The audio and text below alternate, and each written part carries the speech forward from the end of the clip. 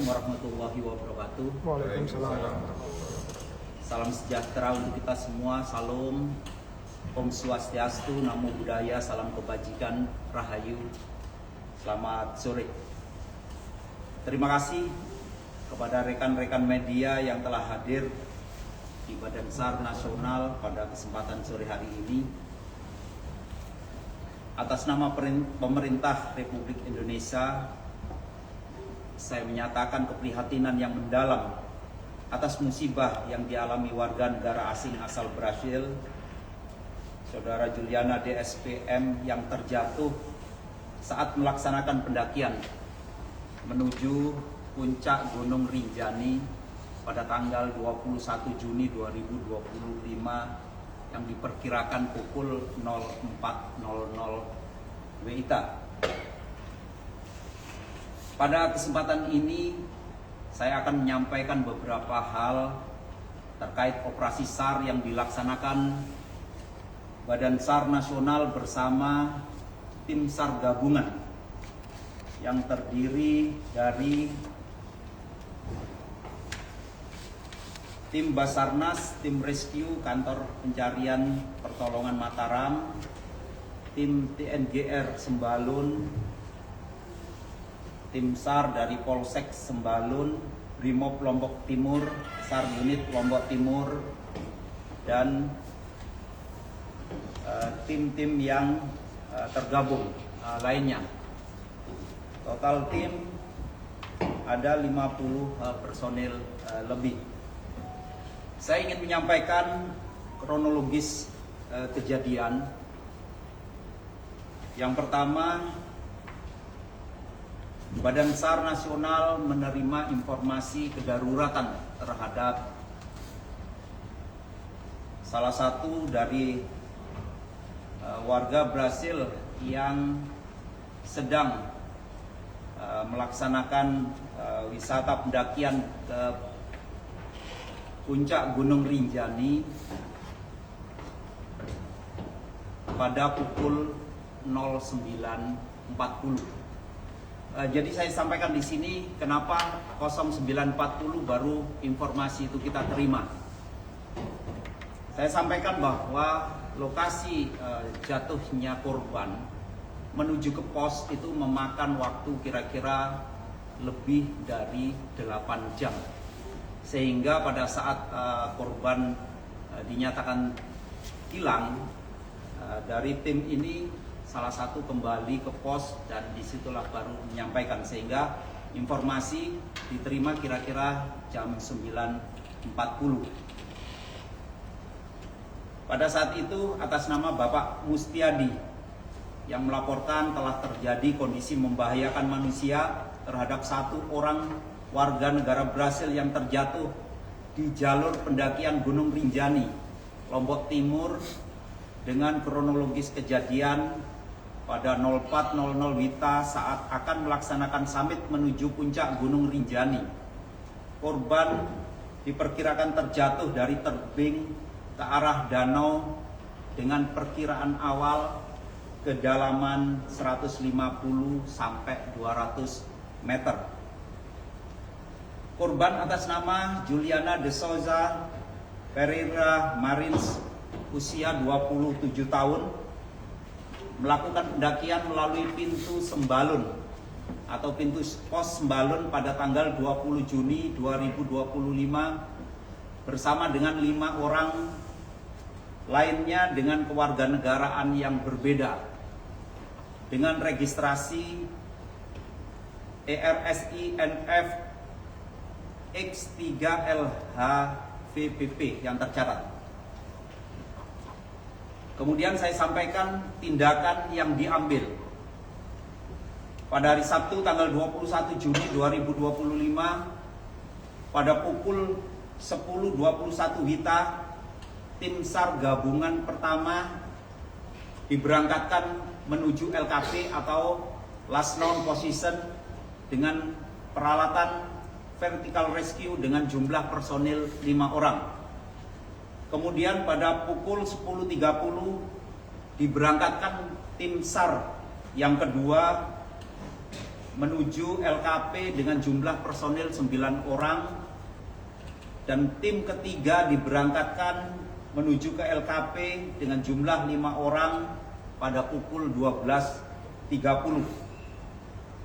Sehingga tahap awal yang diberangkatkan adalah 3 tim SAR gabungan untuk menuju ke last known position.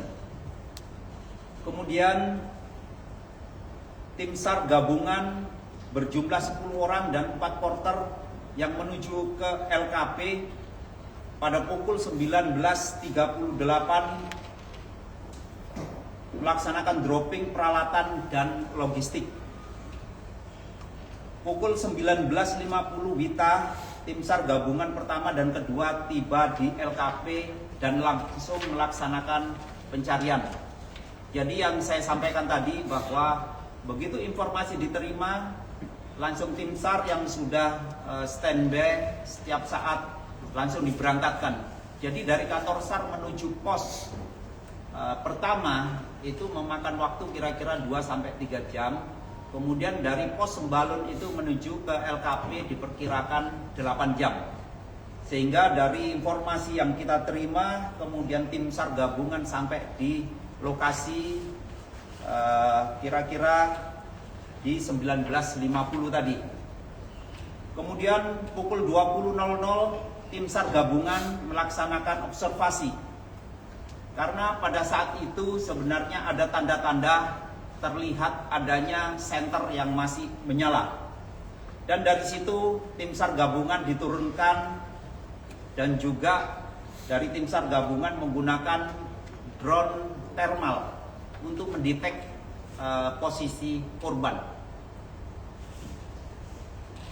Pada pukul 22.05 WITA, tim SAR gabungan ketiga tiba di lokasi dan ikut bergabung dalam proses observasi.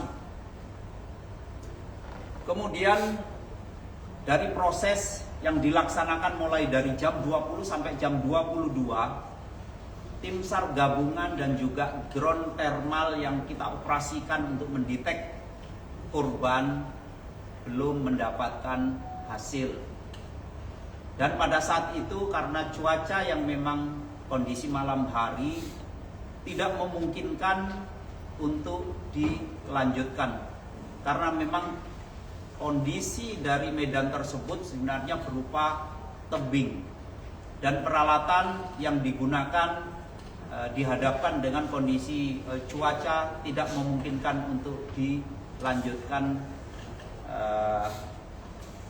untuk observasi, sehingga tim SAR yang turun yang melaksanakan observasi dan juga drone ditarik kembali ke atas dan tim langsung melaksanakan atau bermalam di lokasi tersebut sampai akhirnya pada hari Minggu pagi 05.00 tim SAR gabungan melaksanakan rapat koordinasi dan pukul 06.00 dilaksanakan briefing resmi untuk melaksanakan kegiatan pencarian lanjutan. Pukul 08.00 pada hari Minggu tanggal 22 Juni, tim SAR gabungan keempat tiba di Pelawangan Sembalun. Jadi mengalir dengan diterimanya korban dari berbagai macam potensi SAR berupaya untuk ikut membantu ke lokasi. Saya pastikan bahwa kejadian ini sebenarnya sangat direspon sangat cepat oleh berbagai macam rekan-rekan potensi SAR yang ada di wilayah Mataram. Kemudian pukul 9.00 WITA, tim SAR gabungan memberikan informasi bahwa pencarian korban masih terus diupayakan, namun belum berhasil mencapai atau belum berhasil menemukan korban. Secara tidak langsung sebenarnya drone thermal yang kita turunkan itu harusnya mampu mendetek kalau misalkan korban itu masih dalam kondisi hidup. Namun pada hari Minggu tim maupun drone yang kita operasikan belum menemukan hasil.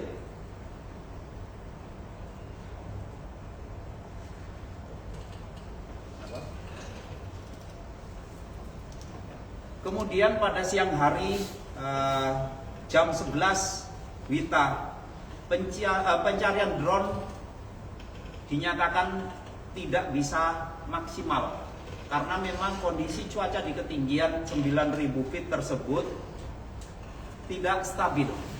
Jadi setiap saat cuaca memang tidak bersahabat terhadap upaya yang dilakukan oleh teman-teman rescuer, sehingga pada hari Minggu tersebut kira-kira pukul 14.00 tim rescuer ditarik lagi ke atas dan standby menunggu sampai cuaca memungkinkan untuk dilanjutkan pencarian.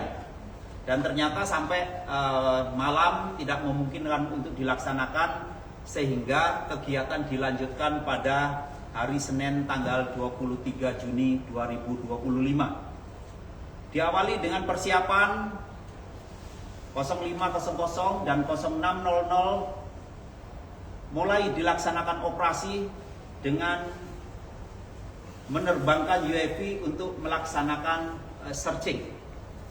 Artinya selain personil yang diturunkan, drone thermal tadi juga ikut dioperasikan.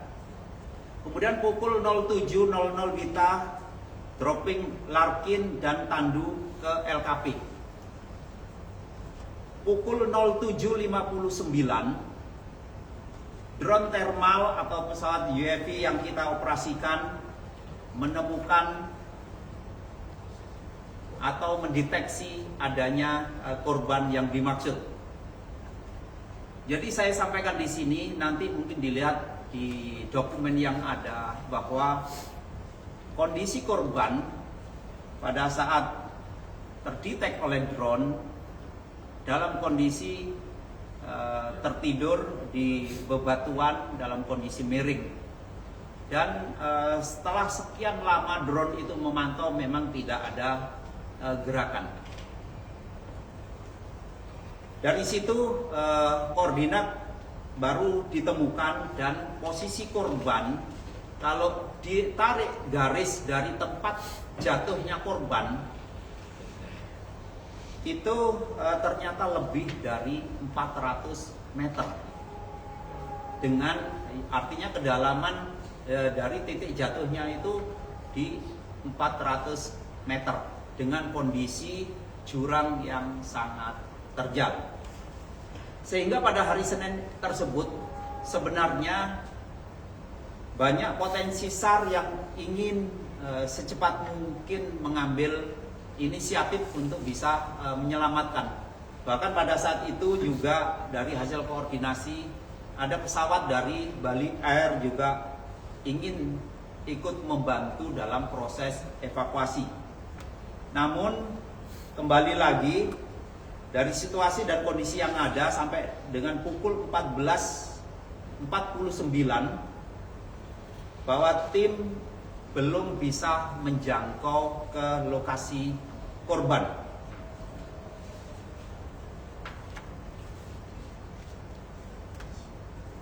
Kemudian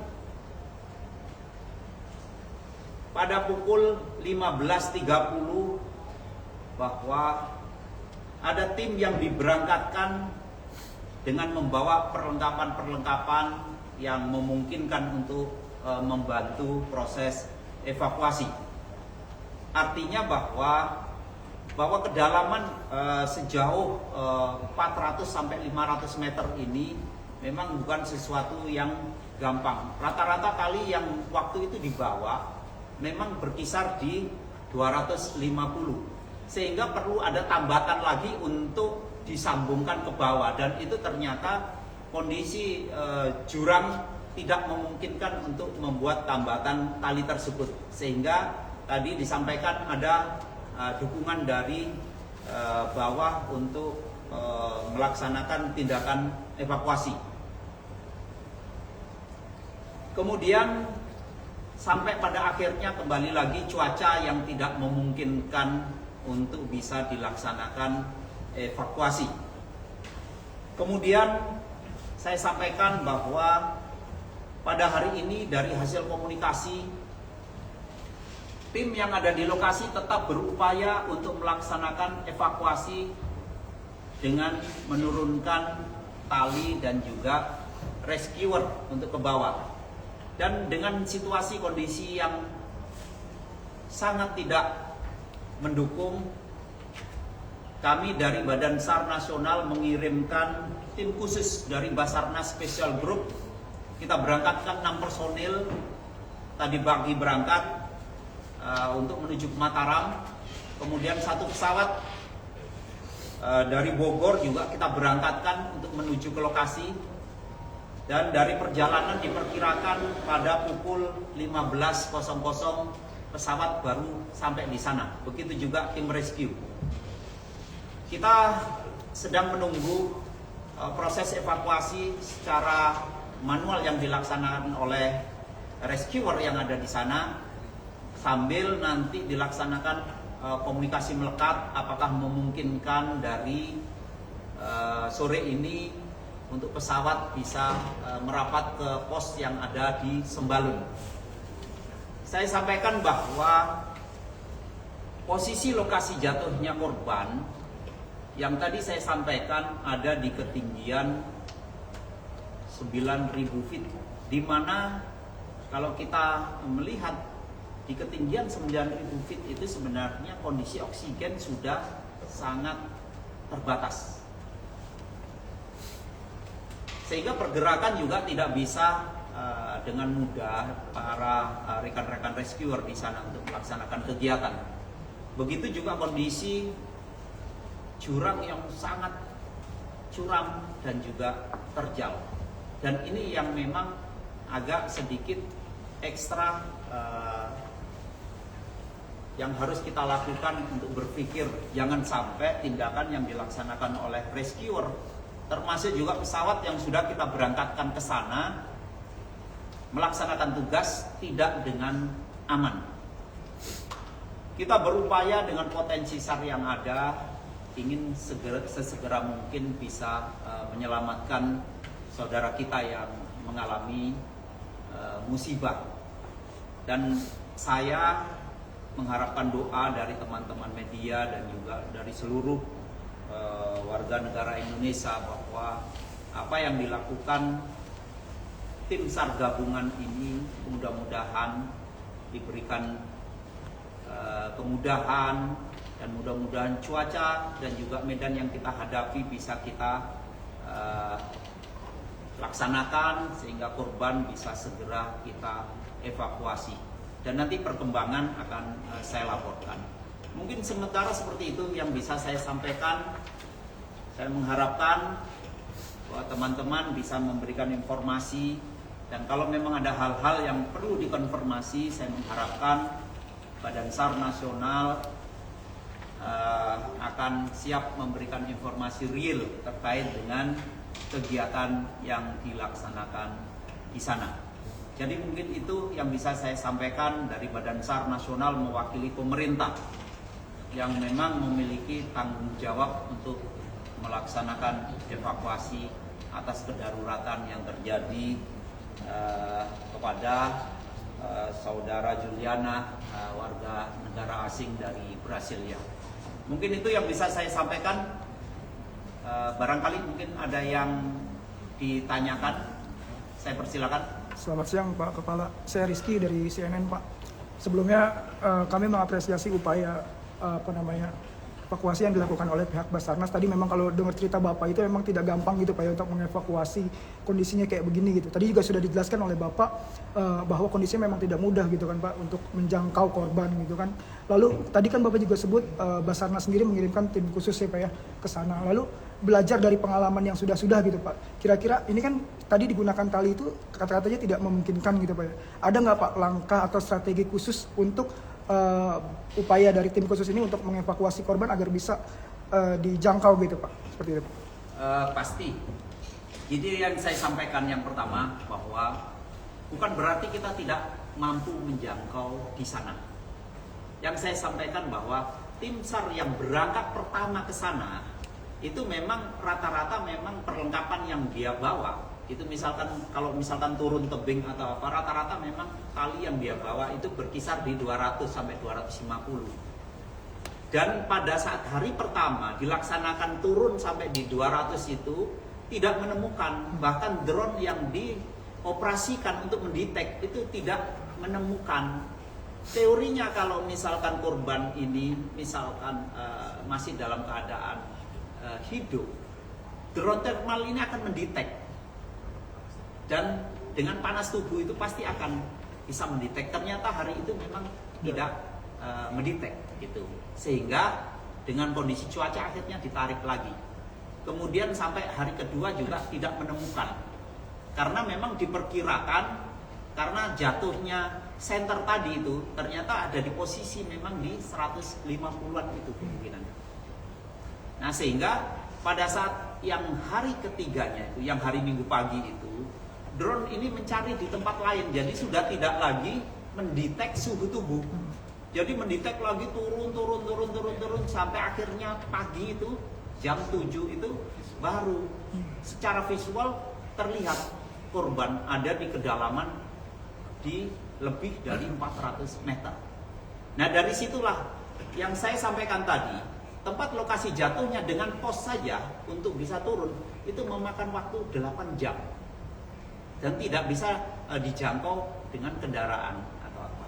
Sehingga itulah yang menciptakan hambatan-hambatan. Makanya dengan begitu kita tahu kondisi seperti itu, kita berangkatkan satu helikopter, kemudian kita kirimkan Basarnas Special Group itu, artinya kita memiliki personel-personel yang memiliki kompetensi itu untuk kita berangkatkan ke sana untuk membantu proses evakuasi. Jadi memang tahapan SAR memang seperti itu, bahwa begitu ada kejadian, seluruh potensi yang ada di wilayah yang akan melaksanakan tindakan. Namun pada saat tindakan ini memang mengalami hambatan, perkembangan itulah yang mungkin secara langsung dikirimkan ke Basarnas Command Center yang ada di sini, dan di situ kita akan melaksanakan tindakan-tindakan.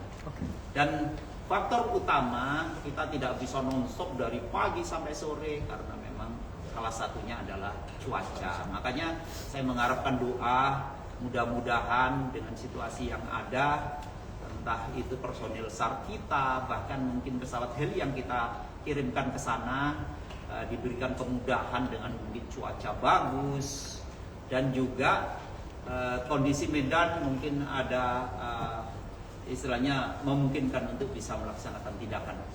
Pesawat kita memiliki kemampuan mulai dari melaksanakan hoist, mungkin menurunkan dengan rappelling, tapi juga pesawat kita memiliki keterbatasan yang tidak boleh dilanggar. Karena kalau misalkan itu dilanggar dengan keterbatasan, baik itu kemampuan pesawatnya maupun penerbangnya, kita tidak mungkin melampaui dari kemampuan itu. Mungkin itu.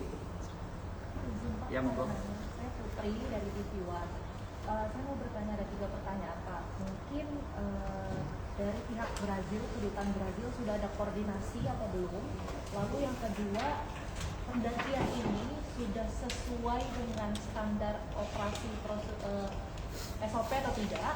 Lalu yang ketiga, mungkin itu kan tadi semua pendaki adalah warga negara asing ya. Dan apakah dari jalur pendakian tersebut memang jalur yang biasa dilalui oleh pendaki lokal, atau memang antara jalur lokal dan WNA itu ada perbedaan, Pak? Terima kasih. Yang pertama, bahwa kejadian ini sudah dilaporkan langsung ke Kedutaan Besar Brasil, bahkan dari Kementerian Luar Negeri kita sudah mengirimkan surat resmi kepada Kedutaan Brasil, itu yang pertama. Kemudian apakah tim yang melaksanakan pendakian ini sudah sesuai prosedur, itu yang disampaikan, bahwa saya sampaikan tadi bahwa tim ini jumlahnya ada 6 orang yang sudah terdaftar dengan registrasi yang tadi yang saya sampaikan dengan kode ERS INFX 3LHVPP. Artinya kalau saya melihat registrasi ini bahwa mereka sudah memiliki izin. Kemudian juga pada saat kita secara lisan komunikasi bahwa tim yang melaksanakan pendakian ini juga ada pendampingan, ada 2 pendamping. Jadi total sebenarnya 2 pendamping dan tour guide, sehingga total yang jalan menuju puncak ini ada 9 orang. Kemudian perjalanan mereka sebenarnya dari pos kemudian menuju ke Cemara Tunggal ini masih utuh. Dari Cemara Tunggal menuju ke puncak. Nah di sini ini kan kondisi sebenarnya pagi itu. Kita tidak monitor persisnya berangkatnya jam berapa, tapi diperkirakan. Jadi rombongan ini mengetahui salah satu tidak kelihatan di situ. Itu di jam 4. Makanya di situ laporannya diperkirakan 04.00. Nah, pada saat sambil personil tersebut ada yang turun untuk melaporkan kejadian, teman-temannya mungkin juga melaksanakan pencarian, sehingga salah satunya ditemukan titik senter. Jadi titik lampu yang kemungkinan itu adalah lampu senter, dan di situ yang menjadi pusat perhatian pada saat pelaksanaan pencarian yang tahap awal yang saya sampaikan tadi, tim SAR pertama, tim SAR kedua, tim SAR ketiga, dan total teman-teman kita tim SAR gabungan yang ada di sana ada 50 personil lebih. Jadi artinya saya ingin sampaikan bahwa tempat wisata untuk pendakian ini yang pasti ini adalah Taman Nasional kita. Tentunya teman-teman kita yang melaksanakan pendakian ini juga sudah terdaftar dengan jelas. Hanya saja memang medannya yang saya sampaikan seperti itu. Jadi menuju ke puncak mungkin bukan medan yang seperti yang kita bayangkan kita jalan dari satu kampung ke kampung. Tapi kita benar-benar harus menyusuri jalan setapak dengan space yang sangat terbatas, dengan kondisi yang tadi saya sampaikan, salah satunya oksigennya sudah mulai menipis. Mungkin itu. Yang terakhir Pak, tadi ini jalur pendakian yang juga dilalui oleh warga lokal.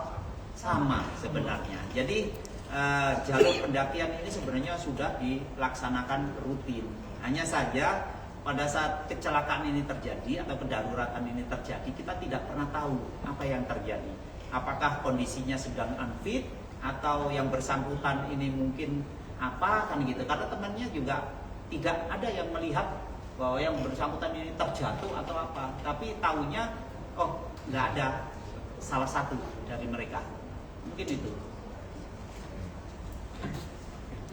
Oke, sementara itu teman-teman yang bisa saya sampaikan penjelasan untuk saat ini. Sekali lagi saya mohon doanya, mudah-mudahan teman-teman kita yang tergabung dalam SAR gabungan bisa melaksanakan tugas, diberikan kemudahan, kondisi cuaca yang sangat bagus sehingga saudara kita yang menjadi korban bisa segera dievakuasi. Mungkin itu yang bisa saya sampaikan, kurang lebihnya saya mohon maaf. Terima kasih, saya akhiri. Wassalamualaikum warahmatullahi wabarakatuh. Selamat sore. Om Santi, Santi, Santi. Selesai.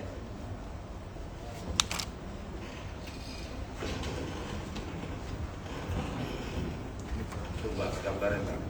Iya boleh Pak.